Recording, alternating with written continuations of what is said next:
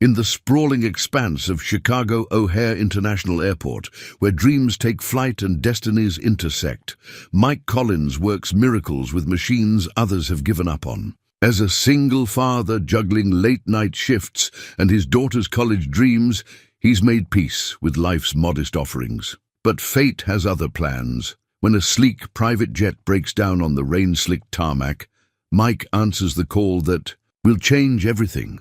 Armed with nothing but his toolbox and 30 years of experience, he faces a problem that has stumped the airport's best mechanics. Little does he know, the quiet woman watching him work isn't just another passenger. She's Sarah Matthews, owner of the largest airline fleet in North America. Could this chance encounter on a stormy Chicago night rewrite two life stories that were never meant to cross paths? Before we jump back in, tell us where you're tuning in from. And if this story touches you, make sure you're subscribed, because tomorrow I've saved something extra special for you. The pre-dawn chill of Chicago's autumn wrapped around Mike Collins as he made his way across the employee parking lot of O'Hare International. His steel-toed boots, worn but meticulously maintained like everything else in his life, clicked against the concrete in a familiar rhythm.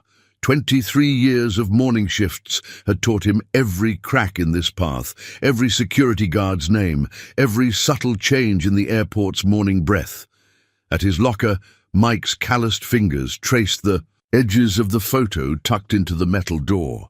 Karen's smile frozen in time, their daughter Emma barely reaching his knee.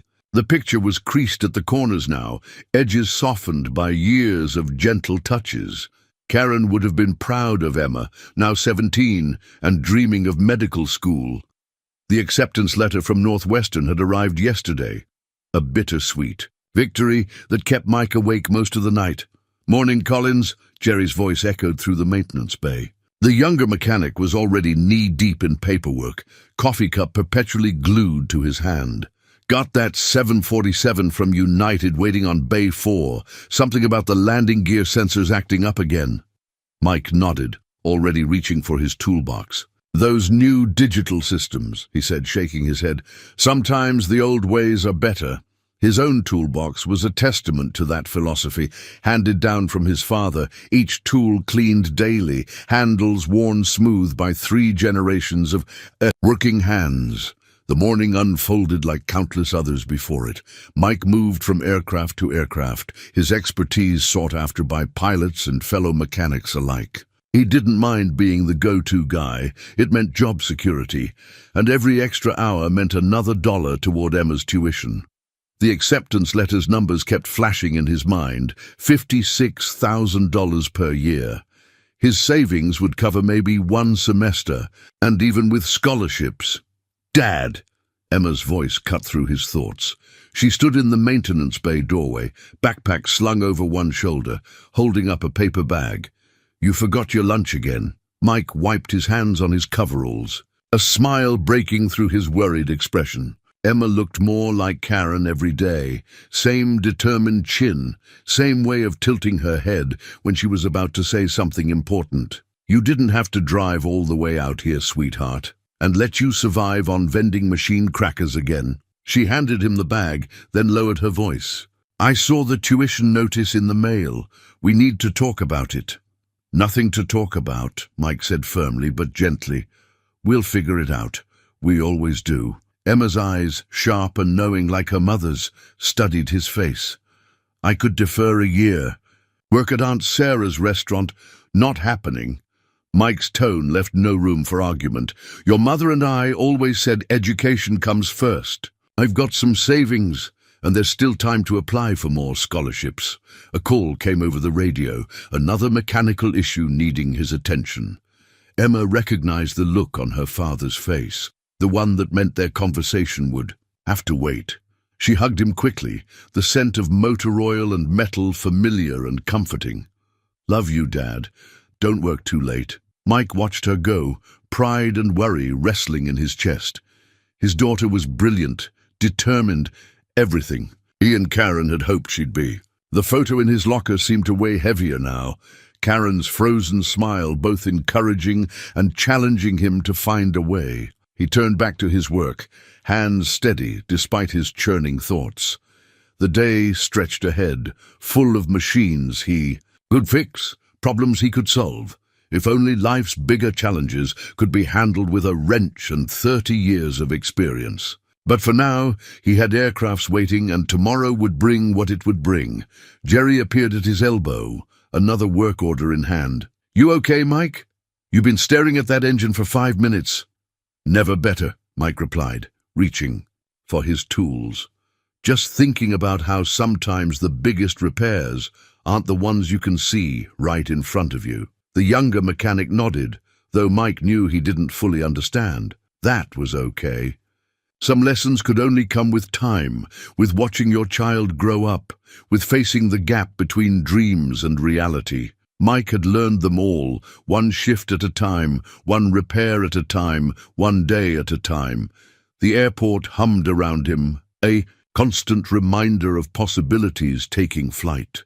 Somewhere in the distance, a jet engine roared to life, and Mike Collins went back to work, his toolbox open and ready, waiting for whatever challenge the day might bring next. The afternoon sky darkened prematurely as storm clouds gathered over O'Hare, bringing with them the kind of humid tension that made experienced pilots check their weather radar twice. Mike was finishing up his inspection of a commercial airliner when his radio crackled to life. "Collins, you copy?" It was Martinez from Air Traffic Control, his usually steady voice carrying an edge. "We've got a situation on Tarmac C, private jet refusing clearance for takeoff. Some kind of mechanical issue they can't identify. Their mechanic's stuck in Detroit." Mike closed his toolbox, already moving. "What kind of aircraft?" "Gulfstream G650. Pilots reporting unusual vibrations in the port engine and some readings he doesn't like. Already had 2 mechanics look at it, but—" Martinez paused. "They're specifically requesting you, Mike. Apparently, Jerry mentioned your name." Rain began to fall as Mike made his way across the tarmac, each drop hitting the concrete with increasing urgency. The Gulfstream sat alone in the growing darkness, its sleek silhouette a study in elegant engineering. Even at rest, it spoke of privilege and power, the kind of aircraft that carried CEOs and celebrities, people whose worlds rarely intersected with mechanics in worn coveralls. The pilot met him at the stairs, a tall man with silver temples and concerned eyes. "Mr. Collins? Thank God. We've got a full inspection due in Singapore in 48 hours, and our passenger—" He glanced back into the cabin. "Well, let's just say this delay is particularly inconvenient." Mike nodded, already focused on the port engine. He could feel it, even before touching the metal. Something wasn't right. The vibration the pilot reported wasn't just in the engine. It had a harmonic quality that spoke of deeper issues. "How long has it been making that sound?" "What sound? It's not running." "Exactly." Mike pressed his palm against the engine housing. "But it's still resonating, like a tuning fork that nobody struck." He opened his toolbox, selecting instruments with the precision of a surgeon. "Mind if I take a look inside?" The access panel revealed a maze of components, each telling its own story to Mike's experienced eyes. Modern jets were marvels of technology, but they still followed the basic laws of physics, laws Mike had learned through decades of hands-on experience. He spotted the issue almost immediately, though it took another moment to believe what he was seeing. "Well, that's a new one," he muttered, reaching deeper into the engine compartment. A custom modification, clearly aftermarket, had been installed to improve fuel efficiency. Brilliant engineering, except for one small detail. It hadn't accounted for the specific resonance frequencies of this engine type. Through the rain, he was vaguely aware of movement behind him. A woman had emerged from the cabin, standing just inside the shelter of the wing. She said nothing, but Mike could feel her watching his every move. There was something different about her presence. Not the usual impatient energy of delayed executives, but rather a focused curiosity. "Found your problem," Mike announced, carefully extracting a component that gleamed with expensive precision. "This modification is top-quality work, but it's creating a harmonic resonance in your port engine. Give it another hour of flight time and you'd be looking at potential structural fatigue in your turbine blades." The pilot frowned. "Can you fix it?" Mike was already reaching for his specialized tools, the ones he'd modified himself over the years. 20 minutes. I'll need to adjust the mounting brackets and add some dampening material. Not standard issue, but..." He paused, glancing at the quiet woman under the wing. "I assume you'd prefer a permanent solution over a by-the-book temporary fix." She nodded once, her face partially shadowed, but her eyes sharp and evaluating. The pilot looked between them, then stepped back, letting Mike work. The rain fell steadily. Now, but Mike barely noticed. His world had narrowed to the puzzle before him, hands moving with the certainty that came from thousands of similar repairs. He could feel the woman's continued presence, her silence more attentive than any string of questions would have been. Finally, he stepped back, wiping rain from his face. "Try it now." The engine started with a purr that brought a smile to Mike's face, the sound of perfect mechanical harmony. The pilot ran through his checks, his expression shifting from concern to relief to outright amazement. "I've never heard it run this smoothly," he admitted. "How did you experience?" Mike said simply, packing away his tools. "And maybe a little luck." He turned to the woman, who had yet to speak. "You're good to fly. The modification's actually working better now than it did before. Whoever designed it was brilliant, just needed a slight adjustment for this specific engine type." She studied him for a moment longer, then nodded again. "Thank you," she said quietly, her voice carrying an authority that needed no volume to make itself felt. Then she was gone, back into the cabin, leaving Mike standing in the rain with a story he knew nobody would quite believe. The Gulf Stream took off 10 minutes later, rising into the storm-darkened sky with a grace that spoke of mechanical perfection. Mike watched it disappear into the clouds, unaware that this repair would prove to be far more than just another job well done. The problem with the Gulfstream's engine stayed with Mike long after his shift ended. He sat at his workbench in the quieting maintenance bay, turning the modified component over in his hands. Someone had invested serious money in this piece of engineering, the kind of innovation that could revolutionize fuel efficiency if properly implemented. But there was something else about it that nagged at his professional instincts. He pulled out his old, leather-bound notebook, a relic from his apprenticeship days. Inside, alongside 3 decades of technical sketches and solutions, he began, drawing the component from memory. His pencil moved with practiced precision, breaking down the design into its essential elements. "Still here, Collins?" Jerry appeared, jacket already on for heading home. "Emma called the office looking for you." Mike checked his watch and grimaced. "Lost track of time. There's something about this modification that doesn't add up." He held up the sketch. "Look at the alloy composition. It's not standard aerospace. Grade, it's something else entirely." Jerry leaned in, squinting at the drawing. "That's not possible. The FAA would never certify an experimental alloy without years of testing." "Exactly." Mike's fingers traced the underlying pattern of his sketch. "Unless..." He reached for his toolbox, pulling out a specialized gauge he'd modified years ago for testing metal fatigue in helicopter rotors. The instrument was his own design, cobbled together from spare parts and inspiration, not certified, but more accurate than anything the manufacturers supplied. The readings made his eyebrows rise. "Well, I'll be damned." "What is it?" "This isn't just a modification, it's a prototype." Mike sat back, understanding dawning. "Someone's testing next-generation aerospace materials right under the FAA's nose. They've disguised it as a standard efficiency upgrade. But this alloy..." He shook his head in admiration.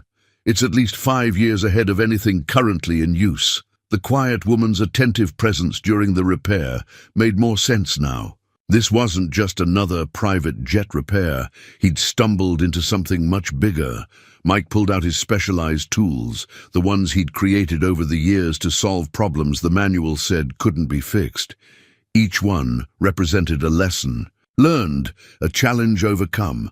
From the bottom of his toolbox came his proudest creation, a harmonic resonance dampener he'd designed after studying violin making. The principle was the same. Perfect tone came from perfect balance. "You're not thinking of modifying a prototype," Jerry said, watching Mike set up his equipment. "That's got to be against about 15 regulations. I'm thinking of making it. Work the way its designer intended."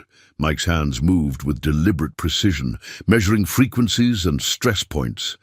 "See these micro-fractures starting to form? The alloy's revolutionary, but they didn't account for the harmonic resonance. Patterns in a Gulfstream engine housing. Give it another month, and they'd have metal fatigue showing up in places their testing never predicted." He worked through the night, losing himself in the puzzle before him. This wasn't just about fixing a broken part. It was about understanding the vision behind it, the future of aviation taking shape in his hands. His modified tools hummed with purpose, each adjustment bringing the component closer to its true potential. Dawn was breaking when Mike finally sat back, satisfaction warming his tired muscles. The modified component gleamed under the workspace. Lights, its surface reflecting more than just the overhead fluorescence. It reflected decades of accumulated wisdom. "You know," he said to the empty maintenance bay, "sometimes the biggest breakthroughs come from understanding the smallest details." He carefully packed away his tools, each one returning to its proper place in the battered toolbox. His father's voice echoed in his memory. "A craftsman is only as good as his respect for his tools." The morning shift would be arriving soon. Mike gathered his things, tucking his notebook away with its new sketches and calculations. Something told him he hadn't seen the last of that Gulfstream or its mysterious passenger. In 30 years of fixing aircraft, he'd learned to trust his instincts about these things. As he walked through the awakening airport, the first hints of sunrise painted the eastern sky in shades of promise. A line of aircraft stood silhouetted against the dawn, each one carrying its own stories, its own destinations. Somewhere out there, a modified Gulfstream was flying better than its designers had ever intended, thanks to a mechanic who believed that every problem had a solution if you just looked at it the right way. Mike smiled, feeling the weight of his toolbox, his life's work condensed into portable form. Sometimes the best innovations came not from fancy laboratories or corporate boardrooms, but from the careful hands of those who understood machines the way others understood art. He had no idea how right he was, or how soon that understanding would change his life. Morning light filtered through the high windows of the maintenance bay, casting long shadows across Mike's workbench. He'd managed a few hours of sleep before his shift, just enough to take the edge off his exhaustion. The memory of last night's repair still occupied his thoughts when Martinez from Air Traffic Control appeared at his door. "Hey, Collins. Got something for you." Martinez held out a cream-colored envelope, the kind of stationery that spoke of corner offices and executive decisions. "Came in with the morning courier, marked personal." Mike wiped his hands on his coveralls before accepting the envelope. The paper was thick, expensive, with his name written in elegant cursive. No return address. Inside, he found a single sheet of the same high-quality paper, the handwriting both precise and graceful. "Dear Mr. Collins, your work last night was extraordinary. In 30 years of aviation, I've encountered countless mechanics, but few who understand that true innovation requires both technical excellence and artistry. The modification you improved was indeed a prototype, one that my team has spent 3 years developing. In a single night, you solved problems that had stumped our engineers for months. Your solution was elegant, unconventional, and perfectly executed. But what impressed me most was your respect for the original design's intention. You didn't just fix a problem, you enhanced the underlying vision. Thank you for reminding me that excellence can be found in unexpected places. Regards, S.M. Mike." Read the note twice, then carefully folded it and slipped it into his shirt pocket, next to the spot where he'd kept Karen's last note all those years ago. There was something about the writer's words that reached past his professional pride to touch something deeper, an acknowledgement not just of what he did, but of who he was as a craftsman. "Good news?" Martinez asked, lingering by the door. "Someone appreciated the work," Mike replied simply, already turning back to his current project. But his hands moved with an extra measure of care, as if the writer's eyes were still watching, still evaluating. Throughout the day, he found himself reaching up to touch the pocket where the note rested.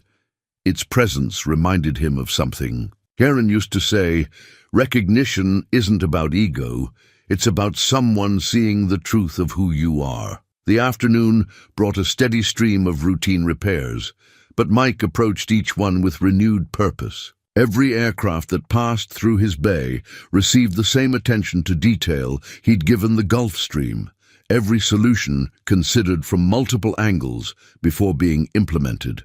As his shift wound down, he took out the note one more time. The signature, SM, teased at something familiar, but he couldn't quite place it. In the fluorescent light of the maintenance bay, the elegant handwriting seemed to belong to another world entirely. Yet its message bridged the gap between corporate, aviation and shop floor wisdom with unexpected grace. Jerry caught him studying the note. "Love letter?" Mike shook his head, smiling slightly.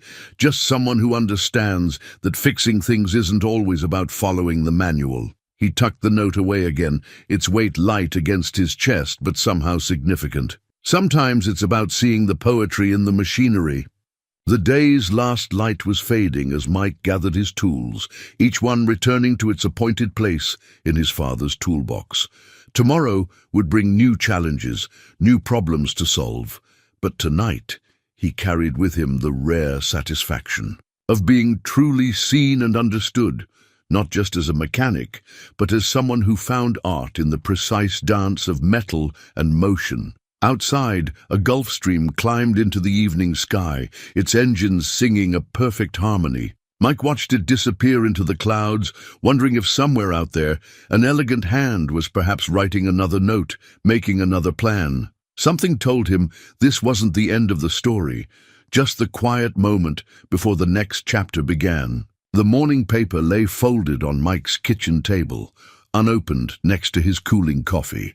The headline about a major airline merger caught his eye, but his attention was fixed on the thick envelope from Northwestern University that Emma had placed in the center of the table like a time bomb. "Dad," Emma said from across the table, still in her pajamas, her mother's determination written across her face. "We need to talk about this." Mike took a slow sip of coffee, buying time. The acceptance letter's contents were already committed. To memory, congratulations, prestigious pre-med program, and a number that made his chest tight. "There's nothing to talk about, sweetheart. This is your dream. We'll find a way." Emma pulled out a stack of papers, research, calculations, part-time job listings, so much like her mother, attacking problems with meticulous preparation. "I've done the math. Even with the partial scholarship and my savings from working at Aunt Sarah's, we're still short by thousands, and that's just for the first year." The morning sun streamed through their small kitchen window, catching the worry lines around Emma's eyes, lines no 17-year-old should have. Mike reached across the table, covering her hand with his own work-roughened one. "Your mother and I started saving for your education the day we brought you home from the hospital," he said softly. "And when she got sick, she made me promise." "I know, Dad." Emma squeezed his hand. "But Mom would also want you to be practical. You're already working extra shifts. The apartment needs repairs. Your truck's barely running." "I had an interesting repair job last night," Mike interrupted, pulling the elegant thank you note from his shirt pocket. He didn't know why he brought it up, except perhaps to show that unexpected things could happen, that solutions sometimes came from unlikely places. Emma read the note, her eyebrows rising. "SM? Who's that?" "Don't know," Mike admitted, retrieving the note and returning it to his pocket. "But sometimes life has a way of—" The kitchen radio, always tuned to the local news during breakfast, suddenly increased in volume. And in business news, industry insiders are buzzing about Matthews International Airways' surprise acquisition of Western Regional Airlines. Sources say CEO Sarah Matthews personally negotiated the deal, adding another strategic asset to her growing aviation empire. Matthews, known for her hands-on approach to... Emma reached over and turned down the volume. "Dad, you can't keep avoiding this conversation. Northwestern needs an answer by next week. Maybe I should consider community college first, then transfer." "No." Mike stood up, taking his coffee cup to the sink. The morning sun caught his reflection in the window. When had his hair gotten so grey? "Your mother and I always said education comes first. You got into one of the best pre-med programs in the country. We're not settling for less." The familiar sound of Jerry's truck backfiring echoed from the street below, his carpool ride to work. Mike grabbed his toolbox and lunch, but paused at the door. Emma sat at the table, surrounded by her carefully prepared papers, looking so young and so old at the same time. "Trust me, sweetheart," he said. "I've got a few ideas. Just give me until the end of the week." He didn't, of course, have ideas. But 30 years of fixing impossible problems had taught him that solutions often appeared when you least expected them. The thank you note crinkled in his pocket as he hurried down the stairs, a reminder that sometimes expertise and excellence could open unexpected doors. Jerry was waiting in his battered pickup, classic rock playing too loud for this early in the morning. "You see the news about Matthews Airways? Word is they're sending representatives to inspect all their newly acquired facilities. O'Hare's on the list." Mike settled into the passenger seat, his toolbox between his feet. The morning traffic crawled toward the airport, brake lights glowing in the early haze. His mind wandered between Emma's college dilemma and the elegant handwriting of the mystery note. The newspaper headline about the airline merger flashed in his memory. "You okay, Mike? You've got that look, the one you get when you're trying to solve an impossible repair." Mike nodded, watching the airport's control tower rise above the morning fog. Just thinking about how life's biggest challenges rarely come with instruction manuals. The airport appeared ahead, its runways stretching like possibilities. Somewhere in the morning traffic, a solution was waiting. Mike Collins had spent his life fixing broken things. Surely the universe would give him a chance to fix this, too. He couldn't have known that at that very moment, a very particular Gulf Stream was beginning its descent into O'Hare, carrying with it answers to questions he hadn't even thought to ask. The morning fog had barely lifted when Mike heard the distinctive sound of multiple jet engines approaching in formation. He stepped out of the maintenance bay, tools still in hand, and watched as 3 gleaming aircraft descended from the pearl grey sky. A Gulfstream flanked by 2 larger corporate jets, their polished surfaces catching the emerging sunlight. "Collins!" Martinez's voice crackled over the radio. "You're needed on tarmac, a priority call." The Gulfstream was familiar, the same one he'd repaired 2 nights ago. But now, as it taxied to a stop, Mike noticed the subtle logo on its tail. A stylized M that matched the larger aircraft flanking it. His pulse quickened as he recognized the corporate insignia he'd seen in that morning's newspaper, Matthews International Airways. The ground crew scrambled to position the stairs as the Gulfstream's door opened. Mike stood quietly, his father's toolbox at his feet, watching as a figure emerged into the morning light.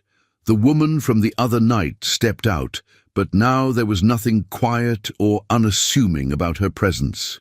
Dressed in a perfectly tailored charcoal suit, her silver-streaked dark hair caught in the breeze, she carried herself with the unmistakable authority of someone accustomed to running an empire. "Mr. Collins," she said, descending the stairs with graceful efficiency, "I hope you don't mind the dramatic entrance.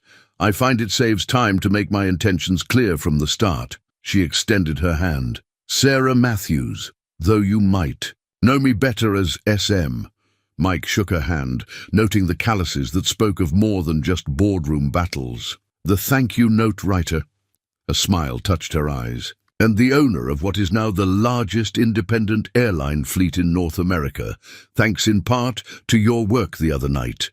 She gestured to the modified engine housing. Our engineers have been studying your solution. Brilliant doesn't begin to describe it. She pulled a folder from her briefcase. Thick, official looking. That prototype you improved? It's part of a new generation of fuel-efficient engines we've been developing. 3 years of research, millions in development, and in one night, a maintenance mechanic with modified tools solved our resonance problem. She paused, studying him with those sharp eyes. Tell me, Mr. Collins, how did you know to adjust the harmonic frequencies? Experience, Mike said simply. And I used to repair violins on the side after my wife passed. Same principles, really. Everything has its perfect resonance. You just have to listen for it. Sarah Matthews nodded, as if he'd confirmed something she'd already suspected. I've spent the last 2 days reviewing your personnel file. 30 years of experience, countless innovations, solutions to problems that other mechanics declared impossible. She opened the folder. And not a single attempt at promotion or transfer to corporate engineering. Mike glanced at his toolbox, its scratched surface reflecting decades of choices. I prefer hands-on work, always have, and that's exactly why I'm here. She handed him the folder. Matthews International Airways is expanding. We've just acquired Western Regional, which means we need someone who understands both the technical and practical aspects of fleet maintenance. Someone who can bridge the gap between corporate engineering and shop floor reality. Inside the folder was a contract. The salary figure made Mike's breath catch, but it was the benefits package that held his attention, including a comprehensive education scholarship program for dependents. Director of Engineering Operations, Sarah continued, you'd oversee maintenance standards across our entire fleet with the freedom to implement your own innovations. A full engineering team at your disposal, but you'd still be hands-on when you want to be. Mike looked up from the contract to find her watching him intently. Why me? Because in 30 years of aviation, I've learned that true excellence isn't found in degrees or certifications.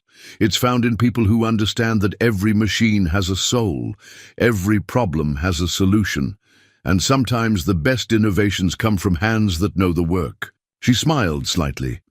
The note writer in me recognized a kindred spirit.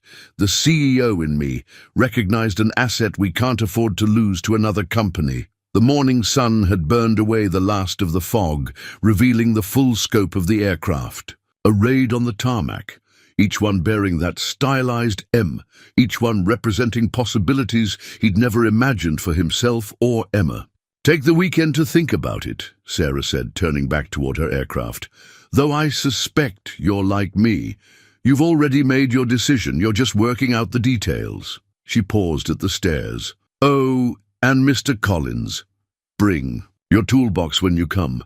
Something tells me we're going to need those modified tools of yours. Mike watched the aircraft depart, the contract heavy in his hands, his world shifting like runway lights, coming into focus after a foggy morning. Above him, a flock of geese flew in perfect formation, their wings catching the sunlight, leading the way toward something new. Monday morning found Mike standing in the gleaming lobby of Matthews International Airways, Chicago headquarters, his father's toolbox looking distinctly out of place among the steel and glass architecture. The security guard handed him a sleek keycard with his photo already embedded in it. Everything moved at a different speed in Sarah Matthews' world. 8th floor, Mr. Collins, the guard said, gesturing to the executive elevator. Ms. Matthews is waiting. The toolbox is familiar. Weight grounded him as he navigated this new territory. His reflection in the elevator's polished doors showed a man caught between worlds. New charcoal suit, Emma's insistence, paired with his well-worn work boots, his own non-negotiable term. The elevator opened directly into a suite of engineering offices. Through floor-to-ceiling windows, aircraft moved across O'Hare's runways like pieces on a chessboard. Sarah Matthews stood at those windows, studying the morning traffic with the same attention she'd given his repair work. Right on time, she said, turning to greet him. And I see you brought the toolbox. Good. Your team's eager to see what's inside. My team? She gestured to the conference room where a dozen people sat waiting, engineers in business casual, mechanics in corporate uniforms, all watching him with careful curiosity. The best minds from both Matthews and Western Regional. They've all read my report on your Gulf Stream repair. Fair warning, they have questions. Mike set his toolbox on. The conference table, its scratched surface, a testament to decades of problem-solving. Where would you like me to start? Show them why I hired you, Sarah said simply, taking a seat at the back of the room. Mike opened his toolbox, retrieving the harmonic resonance dampener he'd used on the Gulf Stream. This looks like a hobby project, he began, because it started. Is one. I used to repair violins, and one day I realized that aircraft engines aren't so different from musical instruments. For the next 2 hours, he walked them through his innovations, each modified tool, each unorthodox solution. The engineer's skepticism gradually transformed into professional curiosity, then genuine enthusiasm. They gathered around his diagrams, asking questions that bridged the gap between theoretical knowledge and practical experience. The dampener's frequency-response curve is remarkable, one young engineer said, examining Mike's hand-drawn schematics. We could adapt this principle for our entire next-generation engine line. That's exactly why he's here, Sarah's voice cut in from the back. Mr. Collins will be overseeing the integration of his methods into our standard procedures. I expect full cooperation from both engineering and maintenance departments. A ripple of excitement moved through the room. Mike caught Sarah watching him with quiet approval.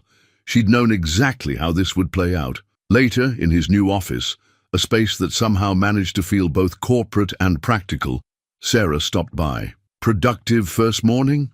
Mike was already setting up his workbench by the window, tools arranged with mechanical precision. They're good people, smart, just need someone to bridge the gap between theory and application. That's what I'm counting on. She handed him another folder. Your first official project. Western Regional's maintenance facilities need standardization across all locations. I want your eyes on every station. Mike opened the folder, finding travel itineraries, facility reports, and maintenance logs. You're not wasting any time. Time is the one resource we can't engineer more of, she said, that slight smile touching her eyes again, though I suspect you'll find ways to make better use of it than my previous directors. As she turned to leave, Mike called after her, Ms. Matthews? Thank you. Not just for the job, but for seeing something worth investing in. She paused at the door. Mr. Collins, in 30 years of building this company, I've learned that the best investments aren't in machines or materials. They're in people who understand that excellence isn't about titles or corporate hierarchy. It's about doing what you love and doing it better than anyone else. She gestured to his toolbox. Keep that on your desk. Let everyone who comes through that door see that craftsmanship has a place in the corporate world. The afternoon sun slanted through the windows, catching the brass fittings on his father's toolbox. Outside, aircraft rose and landed in an endless dance of precision and possibility. Mike Collins sat at his new desk, surrounded by the trappings of corporate success, but his hands still itched to solve problems, to fix what was broken, to make things work better than they had before. Some things, he realized, don't change with a new title or a corner office. They just find bigger spaces in which to flourish. The old aviation magazine lay open on Mike's new desk, its pages yellowed with age. The cover story, dated 20 years ago, featured a younger Sarah Matthews standing beside a small cargo plane, her hands bearing the same practical calluses. They showed today. The headline read, Matthews Air Cargo, How One Woman's Vision is Reshaping Regional Aviation. Mike had found the magazine in the company archives while researching maintenance histories, but it was the photographs that caught his attention. Sarah in coveralls, checking engine components. Sarah in the pilot's seat, flight log spread across her knee. Sarah standing with her father beside their first aircraft, both wearing the same determined expression. Light reading? Sarah's voice came from his doorway.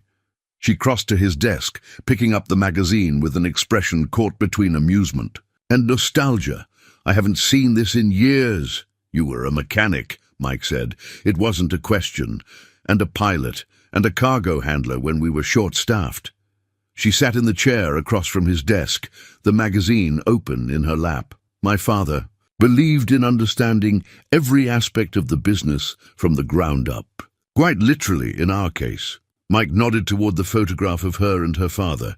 Single-engine Cessna cargo runs? Whatever needed moving, whenever it needed to move.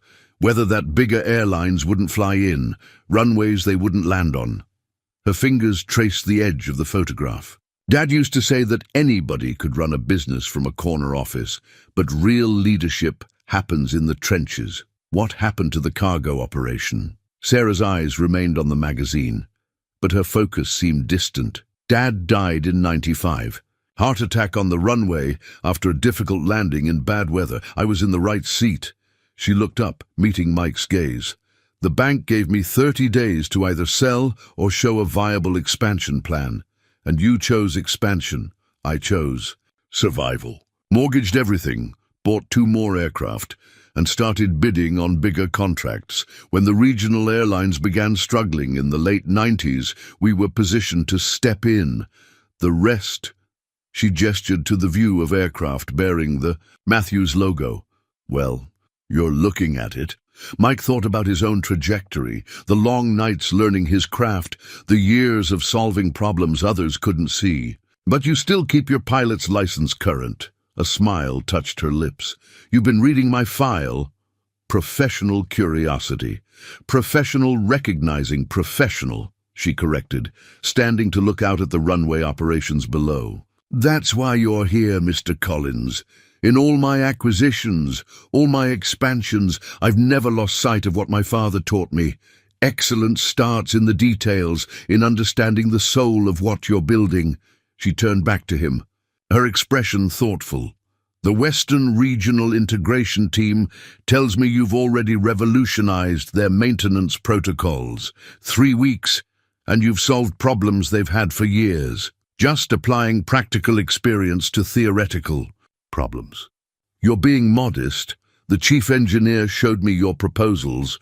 You're not just fixing their procedures, you're reinventing them. She placed the magazine back on his desk. Which is why I'd like you to accompany me on the West Coast facility. Inspections next week. 4 days, 6 maintenance bases. I want your eyes on everything. Mike thought of Emma, now settled into her dorm at Northwestern, her future secure thanks to the company's scholarship program. I'll have my report ready. No reports, Sarah interrupted. I want your direct observations, your unfiltered insights. We'll take the corporate jet, the one you fixed. It's been running better than new since your modifications. There was something in her tone that went beyond professional appreciation. A note of personal understanding that resonated with Mike's own devotion to craftsmanship. Here was someone who, despite all her success, still thought like a mechanic, still valued the poetry of perfectly functioning machinery. I'll clear my schedule, he said. She nodded, turning to leave, then paused. Oh, and Mr. Collins, bring your toolbox. Something tells me we might find some interesting problems to solve along the way. After she left, Mike studied the magazine. Photo again. Sarah Matthews in her coveralls, hands dirty from honest work, eyes already fixed on a future she was determined to build. Some people, he realized, never really leave the shop floor, no matter how high they climb.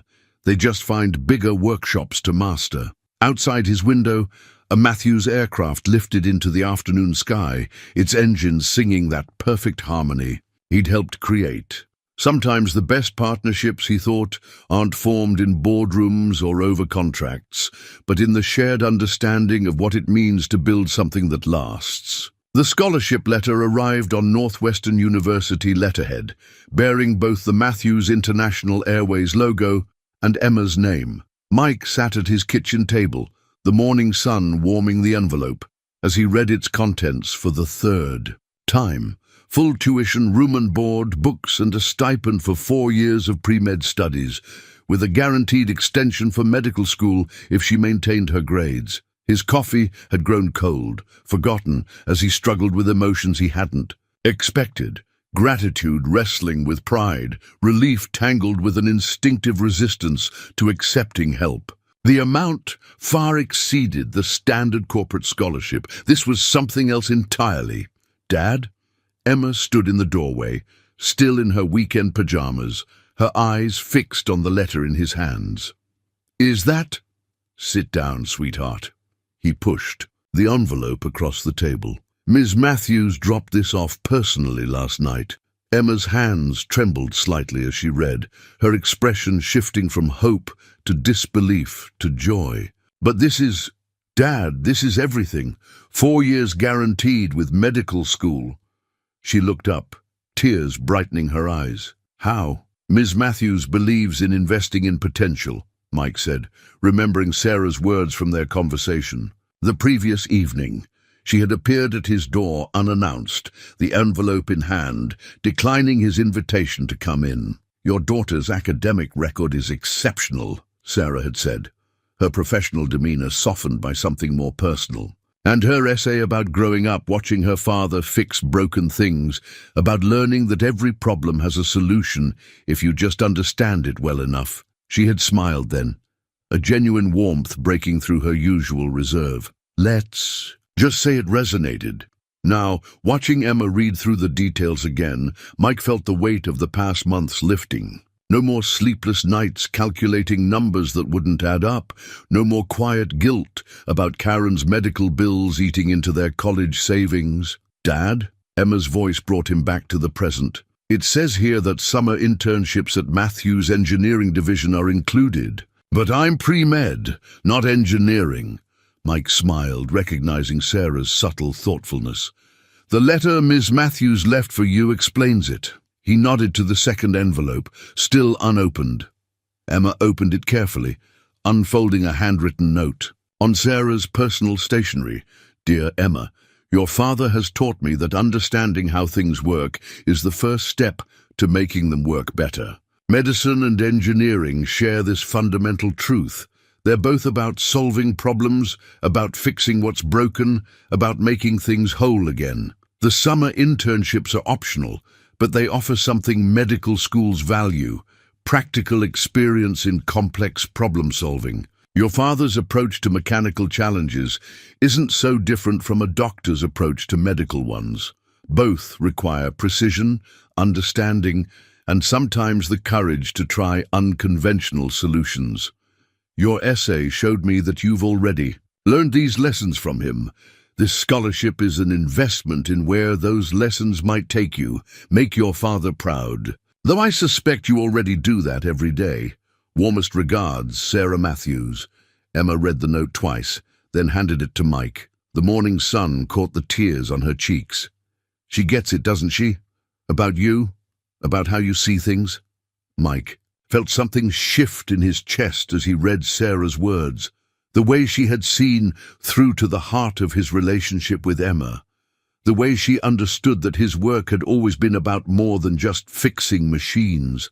"Ms. Matthews knows something about fathers who teach their children to solve problems," he said quietly, "and about building things that last." Emma got up and hugged him, the scholarship letter pressed between them.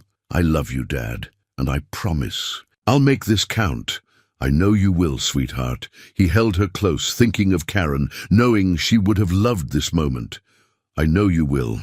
Later, after Emma had gone to share the news with her aunt, Mike sat looking at Sarah's handwritten note. The elegant script carried the same precision he'd seen in her work, the same attention to detail that had built an airline empire. But there was something else there too, an understanding of dreams and their costs, of fathers and daughters, of the legacy of lessons passed down through generations. He reached for his phone, then hesitated. A thank you call seemed inadequate for what she had given them. Some gifts, he realized, required more than words to acknowledge. They required actions, proof that the investment was worthy, that the faith was well placed. Tomorrow, he would show her the innovations he'd been working on for the West Coast expansion. It wasn't a thank you, exactly, but it was what he had to offer. excellence given in exchange for kindness, craftsmanship offered as gratitude. The technical proposal sat on Mike's desk like a gauntlet thrown down by the corporate world.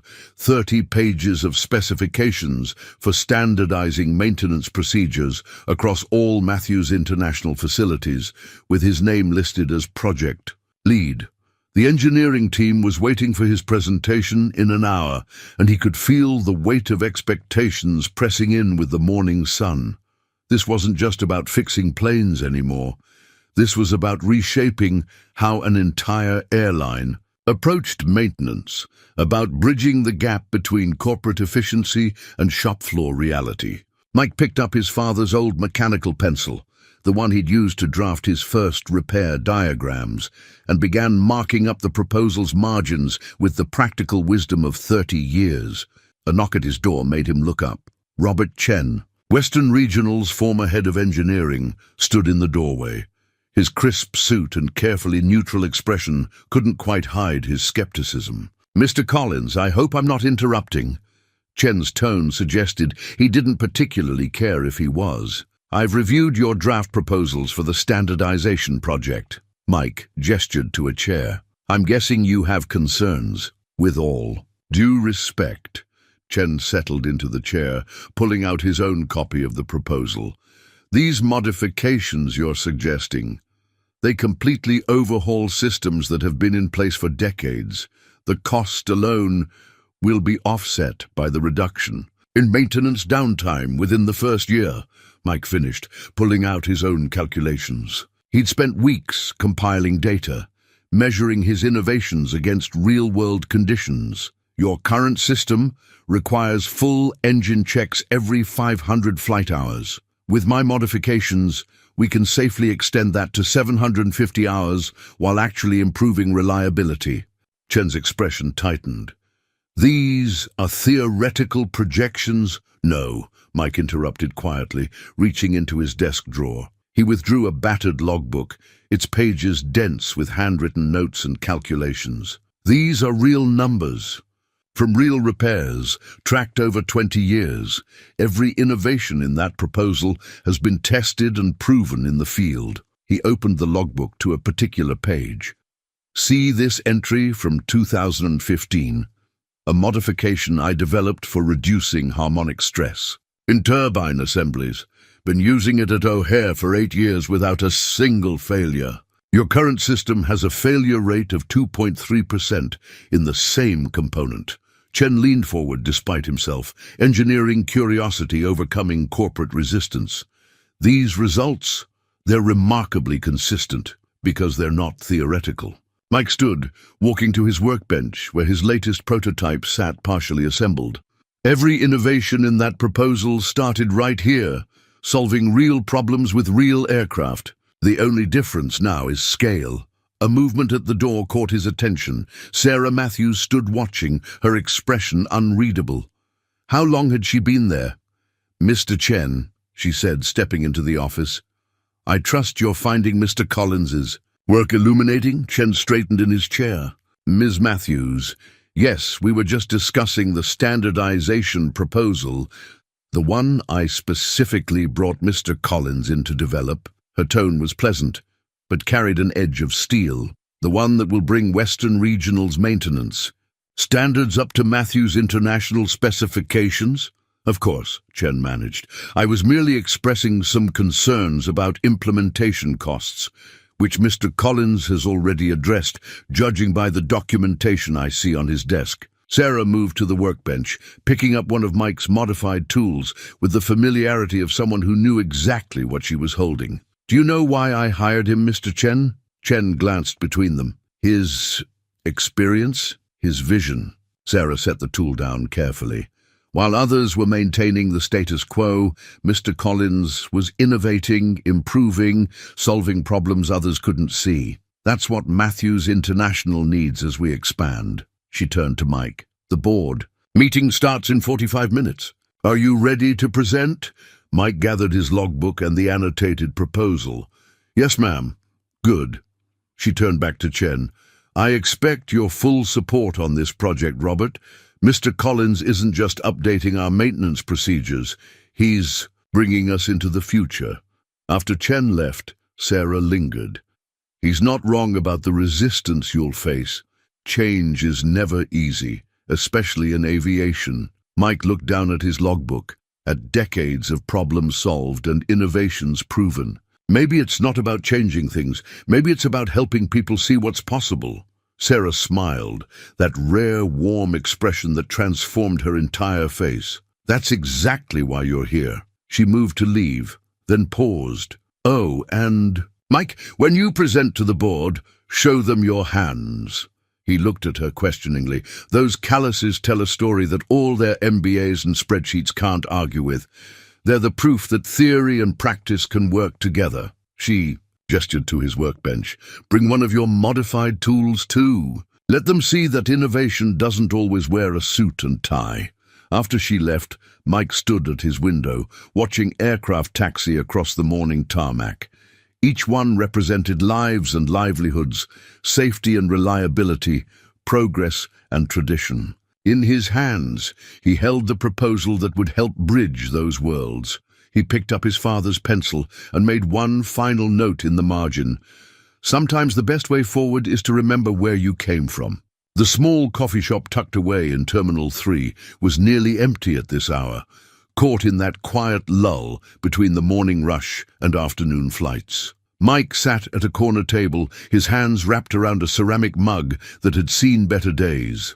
Much like the shop itself, which had somehow survived countless airport renovations without losing its worn charm. Sarah Matthews arrived precisely on time, though without her usual corporate armor. In jeans and a casual blazer, her silver-streaked hair loose around her shoulders, she looked more like the mechanic from that old magazine photo than the CEO of an airline empire. "I hope you don't mind meeting here," she said, settling into the chair across from him.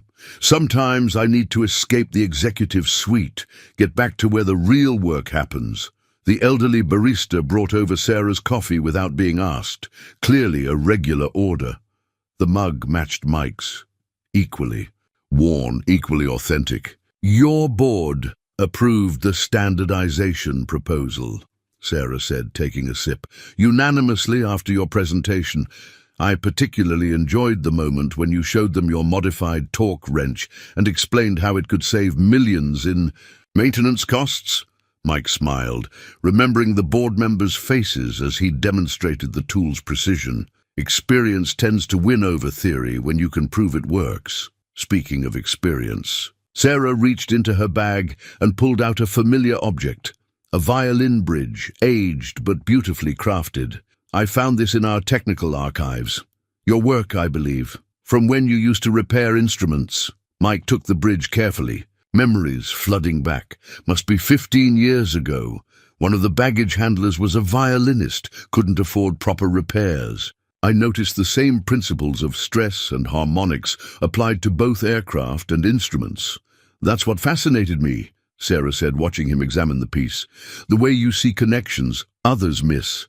It's not just mechanical skill, it's understanding the underlying principles of how things work, how they could work better."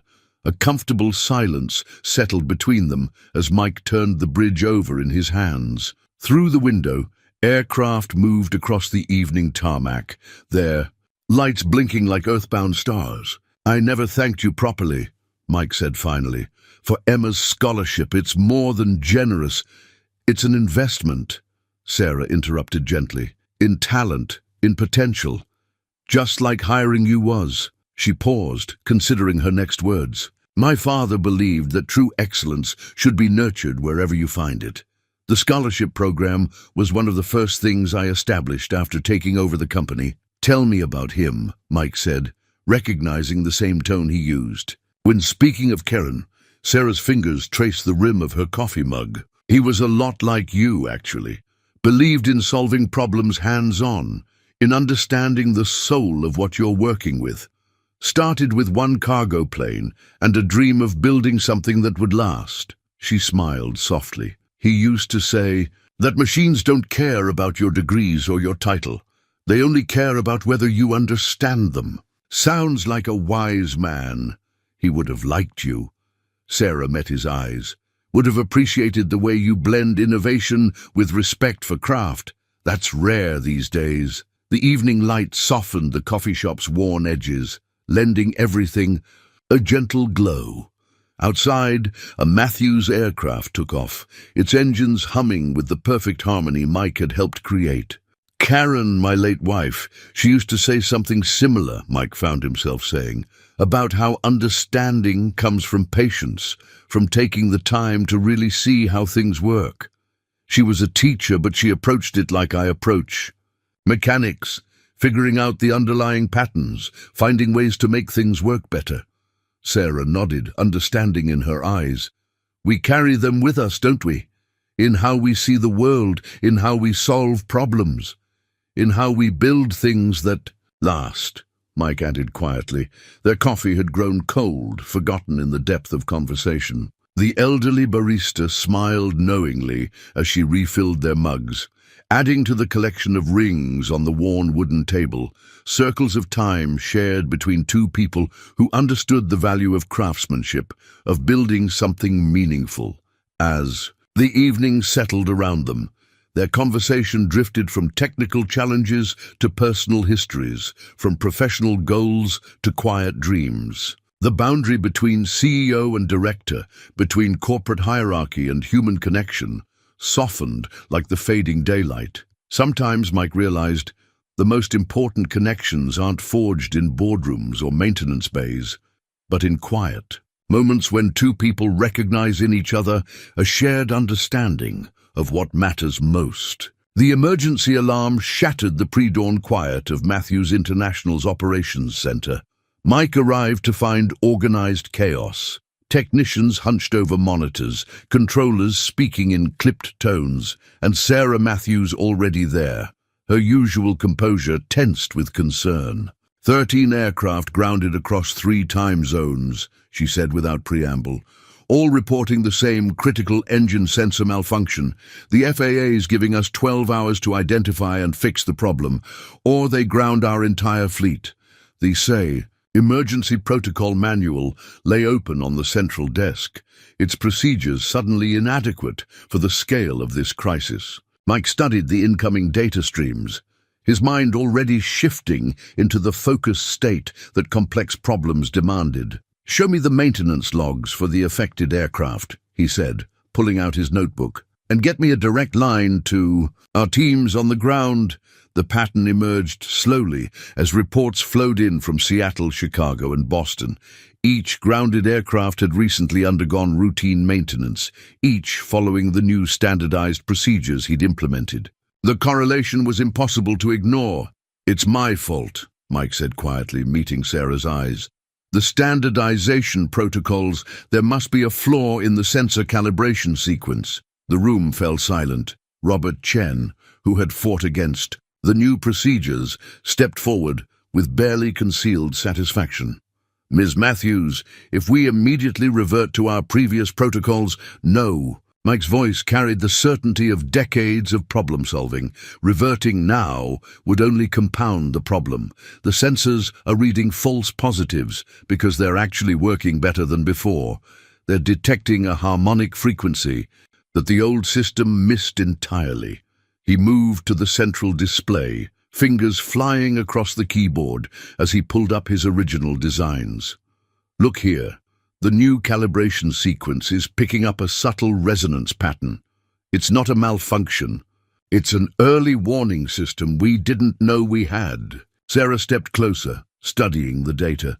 "Explain. The sensors aren't failing, they're succeeding too well. They're detecting a wear pattern in the turbine assemblies months before it would become dangerous." Mike turned to her, excitement breaking through his professional demeanor. "We accidentally created an early warning system for metal fatigue." "That's speculation," Chen protested. "We can't risk—" "I can prove it," Mike interrupted, "but I'll need direct access to one of the affected engines, and I'll need my tools." Sarah held his gaze for a long moment, weighing 30 years of corporate responsibility against the certainty she saw in his eyes. "The nearest affected aircraft is at O'Hare. How long?" 2 hours with the engine, then maybe 30 minutes to modify the sensor protocols. She nodded once. Do it. I'll handle the FAA. The next 2 hours passed in a blur of focused intensity. Mike worked on the engine with the same patience he'd once given to violin repairs, understanding that rushing would only mask the truth he needed to find. His modified tools, originally viewed with skepticism by the corporate engineering team, now drew respectful attention as he demonstrated their precision. Sarah stayed nearby, handling a stream of calls from regulators and board members while watching Mike work. She fielded demands for his immediate dismissal with the same quiet authority she used to run her airline, firm, final, and founded on complete trust in his abilities. Finally, Mike straightened up from the engine, his expression vindicated. Got it. The new sensors are detecting a microscopic wear pattern in the turbine blade assemblies. Under the old system, we wouldn't have caught it until the mandatory replacement schedule. Now we can predict exactly when each engine will need servicing. He pulled out his notebook, showing Sarah the calculations. We can modify the sensor protocols to monitor the pattern without triggering emergency alerts. Turn a crisis into a breakthrough in preventive maintenance. Sarah studied the numbers, then looked at the assembled team. Make the modifications. I want every aircraft in our fleet updated within 24 hours. She turned to Chen. Robert, I expect your full cooperation in implementing these changes. As the team dispersed to execute the new orders, Sarah touched Mike's arm. You knew, didn't you, when you first developed the standardization protocols? You knew they might reveal problems we hadn't seen before. Mike wiped his hands on a shop rag, choosing his words carefully. I knew that better diagnostics might show us things we weren't expecting. That's what innovation does. It makes us see more clearly, even when the truth is uncomfortable. She smiled, that rare, warm expression that transformed her professional mask. That's why I trust you, Mike. You understand that progress isn't about avoiding problems. It's about being brave enough to find them before they find us. The crisis had been averted, but something more important had been proven.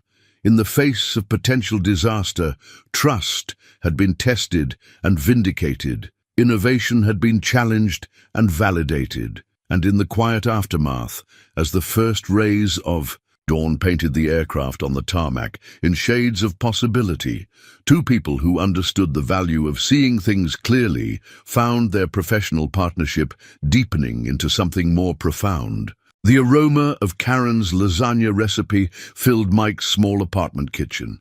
Emma had insisted on cooking, saying her first semester of pre-med hadn't made her forget the family recipes she'd learned at her mother's side. Mike watched her move confidently around the kitchen, so like Karen in her precise measurements and careful attention to detail. Are you sure Miss Matthews won't mind coming to our place? Emma asked, checking the oven timer. I mean, she probably has fancy restaurants taking up her entire calendar. Sarah said she'd prefer this, Mike replied, noting how naturally he'd started using her first name. Said she hasn't had a home-cooked meal in months. The doorbell rang precisely at 7. Sarah stood in the doorway holding a bottle of wine, dressed casually in slacks and a soft sweater. The corporate CEO was nowhere to be seen. This was simply a woman coming to dinner with friends, family. The boundaries were still delightfully unclear. Something smells wonderful, Sarah said, stepping inside. Her eyes took in the modest apartment with genuine appreciation. The wall of family photos, the bookshelf filled with technical manuals and medical textbooks, the violin mounted in a place of honor above Mike's workbench. Emma emerged from the kitchen, wiping her hands on an apron that had once been her mother's. Miss Matthews, thank you so much for coming, and for everything with Northwestern. Sarah, please, she interrupted gently, and you don't need to thank me. Your father's innovations have already saved the company millions. If anything, we're in your family's debt. She handed Mike the wine. From my father's collection. He always said good wine, like good engineering, improves with age. They settled into an easy conversation over dinner, the lasagna serving as both meal and memory. Emma shared stories about her pre-med studies, her eyes lighting up when Sarah revealed that her mother had been a doctor. "Really? Dad, did you know that?" Mike shook his head, watching Sarah's expression soften with remembrance. "She ran a small practice in rural Montana," Sarah explained. "That's actually how the cargo business started. My father would fly medical supplies to remote clinics.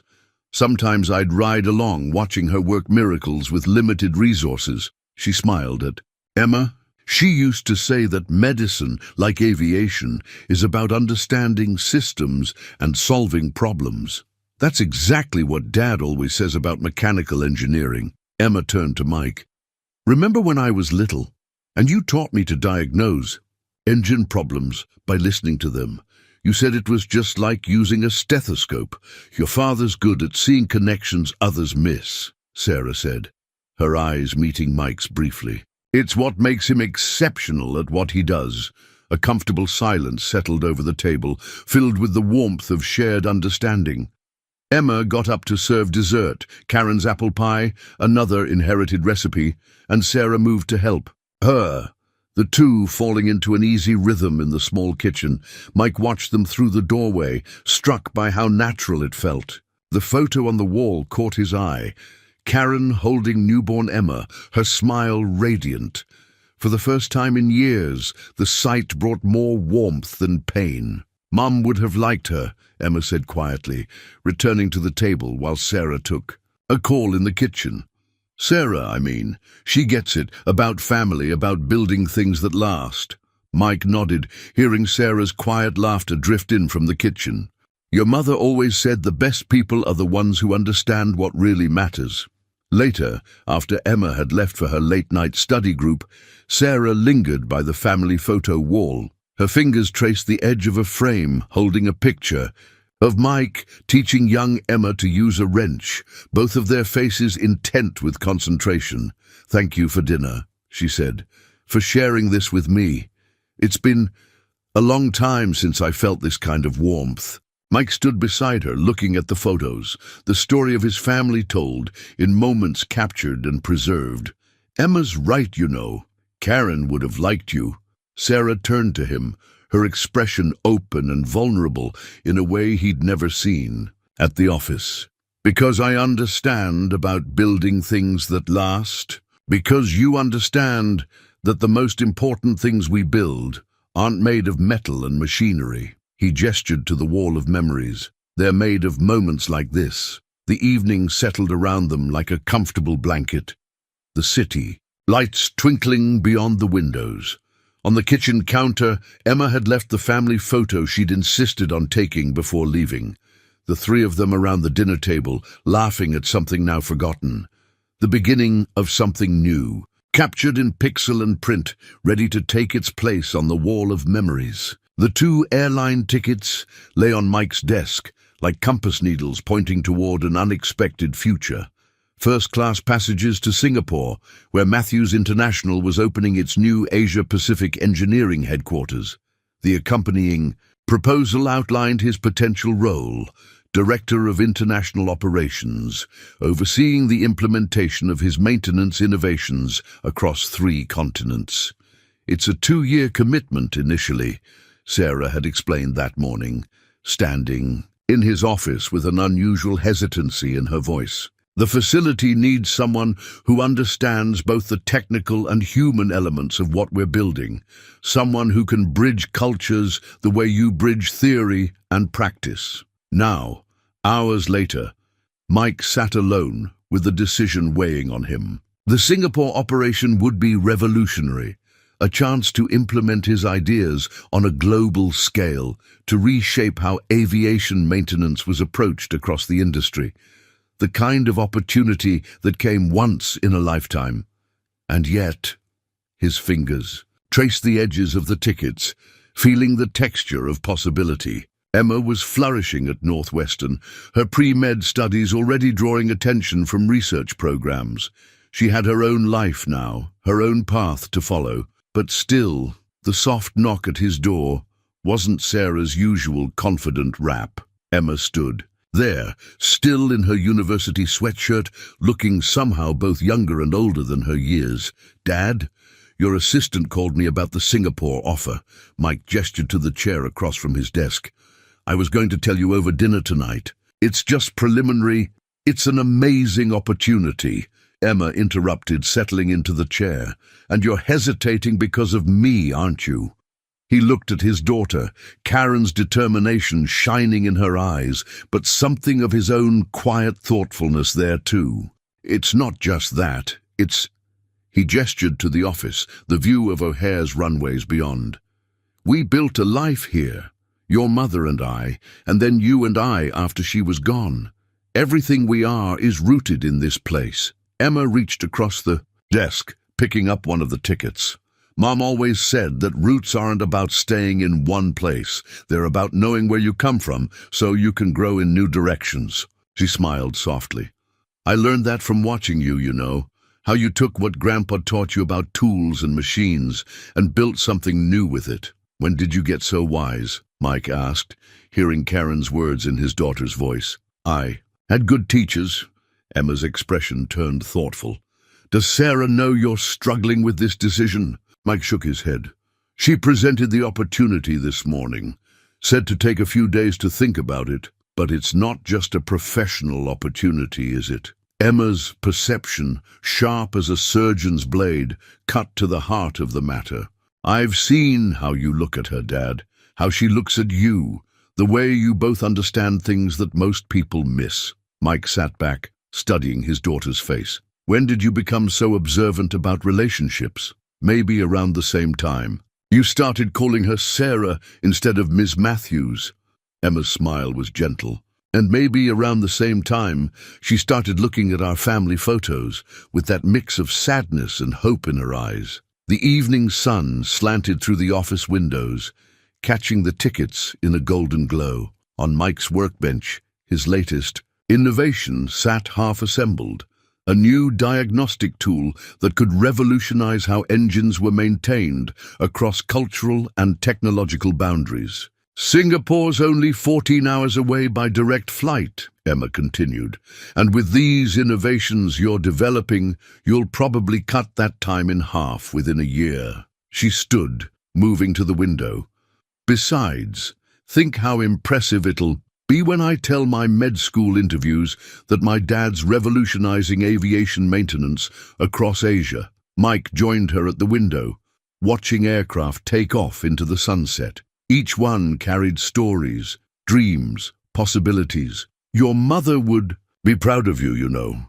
This wisdom you've gained, this strength you've found.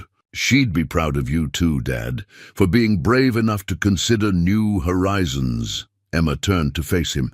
"And I think she'd like Sarah.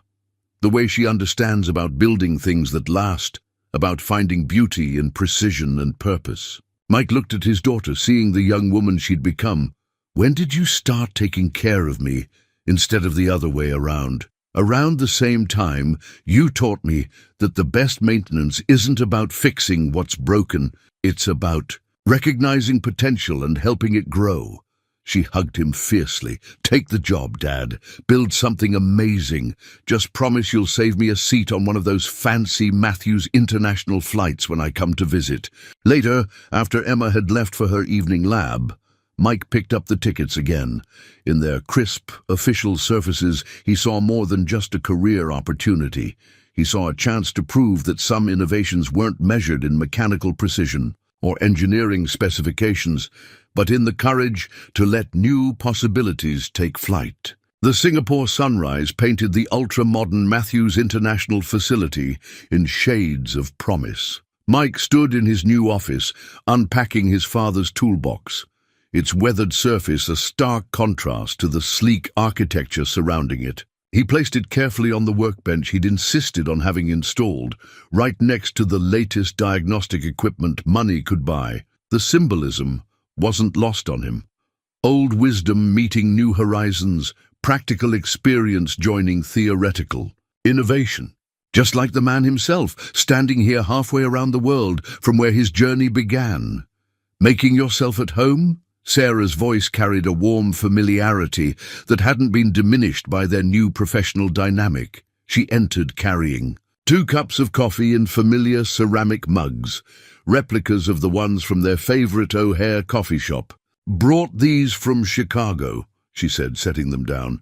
"Thought you might want something familiar while you're revolutionizing aviation maintenance across Asia." Mike took his mug gratefully, noting how naturally Sarah had settled into this more personal version of their relationship. The past month had seen them working closely together, preparing for this transition, and somewhere along the way, the careful professional distance had softened into something more comfortable, more real. "The engineering team arrives tomorrow," he said, sipping the coffee. "Prepared exactly as he liked it, he noticed.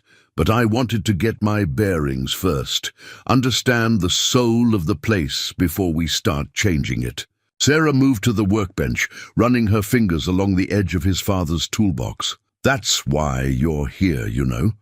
Not just for your technical expertise, but for this understanding that every facility, every operation, has its own rhythm, its own heart."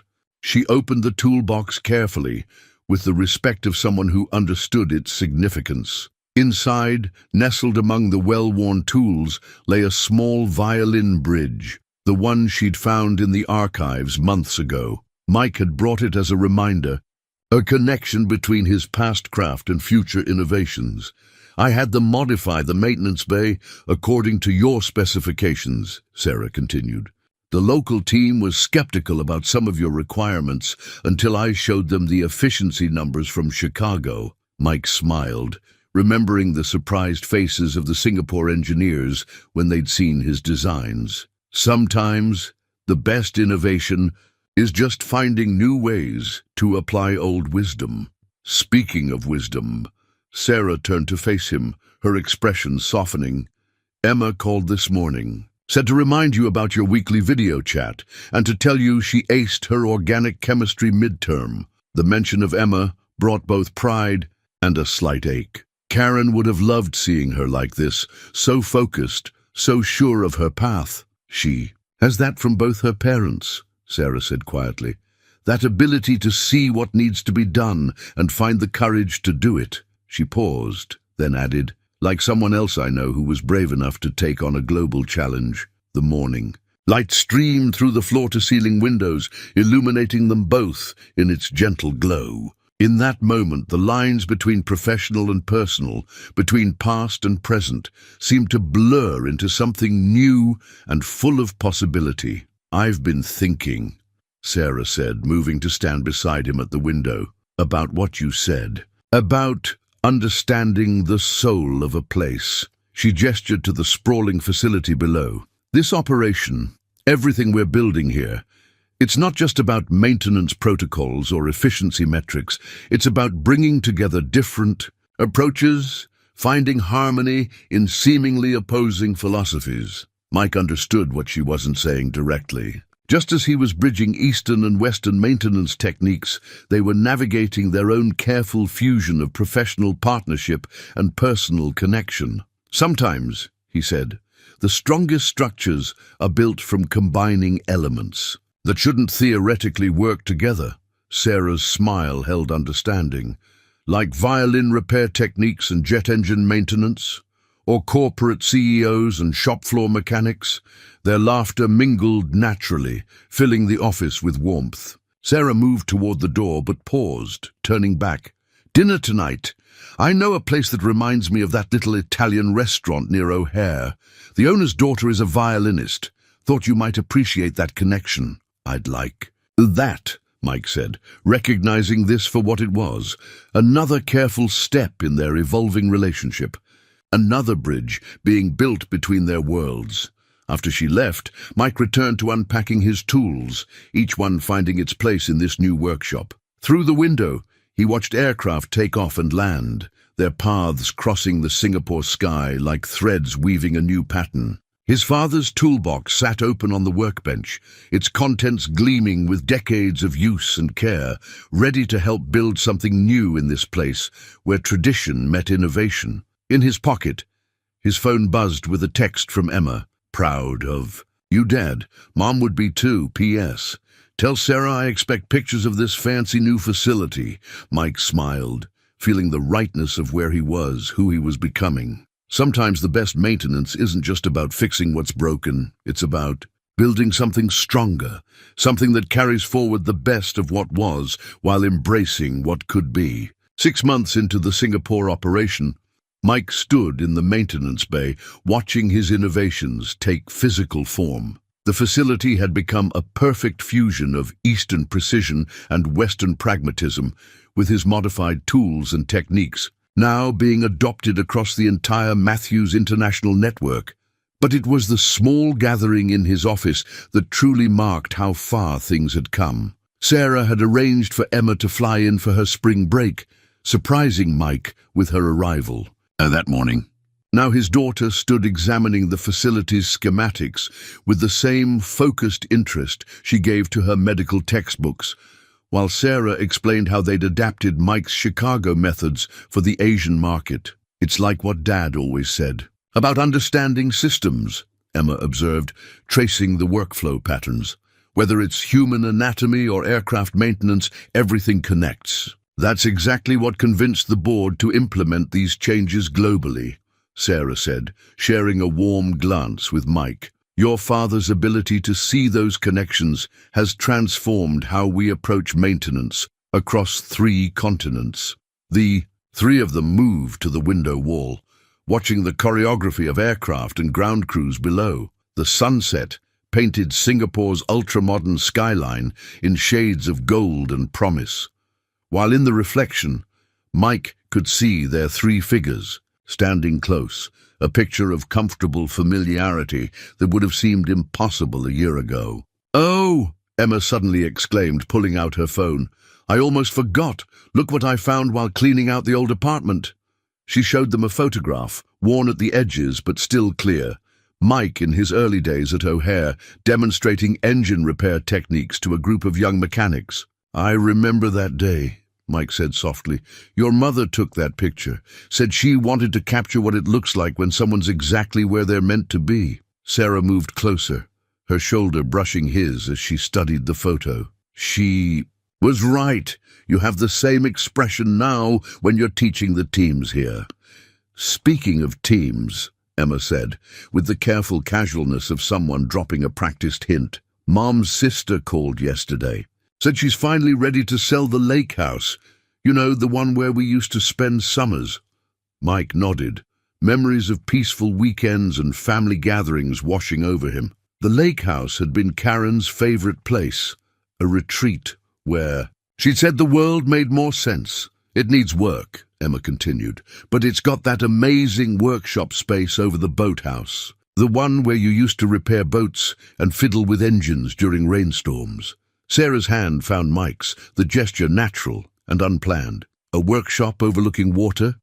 Sounds like a perfect place for developing new innovations. The company's private airfield is only 20 minutes away," Emma added, not even trying to hide her matchmaking now. "And Northwestern's medical school is just an hour's drive."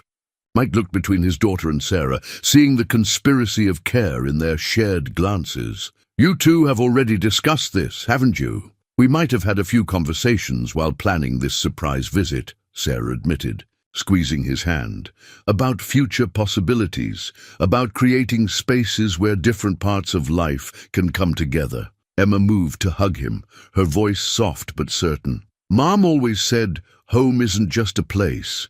It's where the people you love can build something together."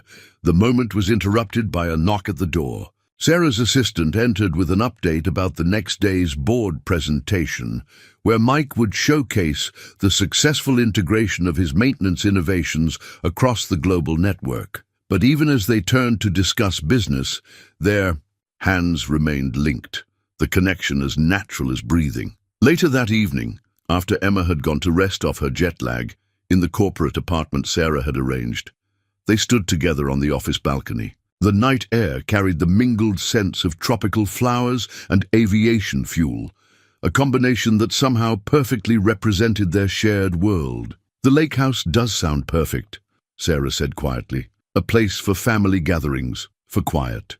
Innovations for building new memories while honoring old ones. Mike turned to her, seeing in her eyes the same understanding that had first drawn them together. You know, Karen used to say that the best homes have workshops attached. Places where broken things can be fixed, where new things can be created. Smart woman, Sarah smiled. She'd be proud of how you've built on that wisdom, how you've taught others to see the poetry in precision, the art in mechanics. She'd like you, Mike said softly. Your understanding of how to build things that last, how to blend the practical with the precious. Sarah's response was to draw him closer, their silhouettes merging against the Singapore skyline. Below them, aircraft moved in their eternal dance of arrival and departure, each one carrying its own cargo of dreams and possibilities. But here, in this moment, two people who had learned to see the beauty in precision and purpose found themselves precisely where they were meant to be. The lake house would need work, but then the best things always did. Like airlines and relationships, like innovations and families, the strongest structures were built carefully, thoughtfully, by people who understood that every lasting thing starts with a single, perfectly executed connection. 1 year to the day after that rain-soaked repair on the Chicago tarmac, Mike stood in the restored workshop above the lake house boathouse. The wrench he'd used that night was now mounted in a simple frame on the wall. Sarah's idea, a reminder of how the smallest moments can change everything. Through the wide windows, autumn painted the lake in shades of gold and crimson, while the private Matthews International Airfield gleamed in the distance. Below, Sarah and Emma sat on the deck, medical textbooks and corporate reports spread between them, their laughter carrying up on the crisp October breeze. The workshop had become everything he'd imagined, part innovation lab, part retreat, part family gathering space. His tools lined the walls with practiced precision, but now they shared space with family photos, engineering awards, and the violin he'd finally started playing again. The room somehow managed to feel both professional and deeply personal, like the life he and Sarah had built together. "Dad," Emma's voice called from below, "your video conference with Singapore starts in 10 minutes. Mike smiled, checking his watch. A gift from Sarah, elegant but sturdy, just like their relationship. The Singapore operation had exceeded all expectations, his maintenance innovations now being studied by aviation programs worldwide. But more importantly, it had shown him that some of the best engineering happens in the heart. He made his way, and down to the deck, where Sarah was reviewing the latest expansion proposals. She looked up as he approached, her eyes carrying that warm gleam that still made his pulse quicken. Ready to revolutionize aviation maintenance on another continent? "Actually," he said, settling into the chair beside her, "I was thinking about something closer to home." He pulled out his notebook. Not the corporate one, but the personal one, where he sketched his most innovative ideas. "Remember that harmonic resonance problem we solved in the Gulf Stream? I've been adapting the principle for medical imaging equipment."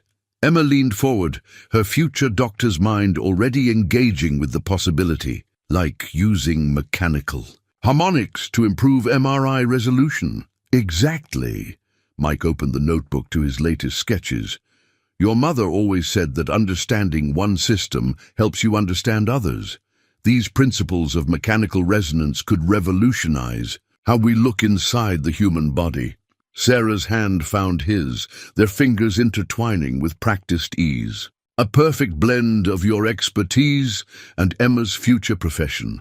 Another Collins family innovation." "Matthews Collins," Mike corrected gently, enjoying the way her eyes softened at the name they'd shared for the past 3 months. Their wedding had been small but perfect, held right here by the lake, with Emma as both bridesmaid and best woman. The afternoon sun caught Sarah's wedding ring, a unique design they'd created together, incorporating elements of aircraft-grade titanium with traditional gold, symbolic of their united worlds.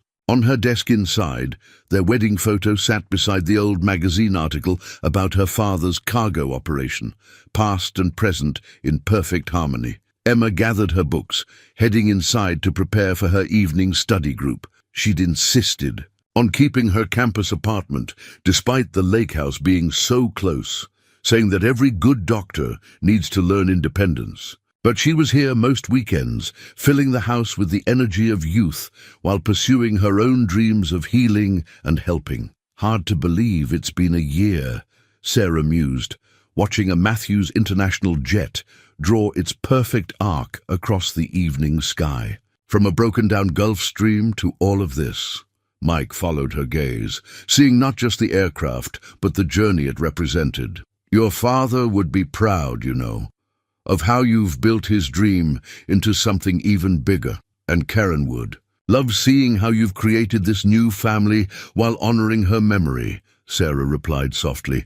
Some people fix machines, some fix bodies, but the really special ones know how to fix hearts. The project updates from Singapore could wait a few minutes, Mike decided. Right now, sitting here with Sarah, watching the sun set over their shared dream, he understood something his father had once told him. The best tools in life aren't the ones in your toolbox, but the ones in your heart. Wisdom, courage, and the ability to recognize love when it appears in unexpected places. Inside the workshop, the framed wrench caught the last rays of sunlight, its worn surface telling a story of skill and serendipity, of two people who discovered that the most important connections aren't made of metal and wire, but of understanding and trust. Like the best engineering solutions, love often comes down to perfect timing, precise alignment, and the courage to believe in possibilities. And sometimes, on a rain-soaked tarmac or in a lakeside workshop, those possibilities take flight in ways that change everything.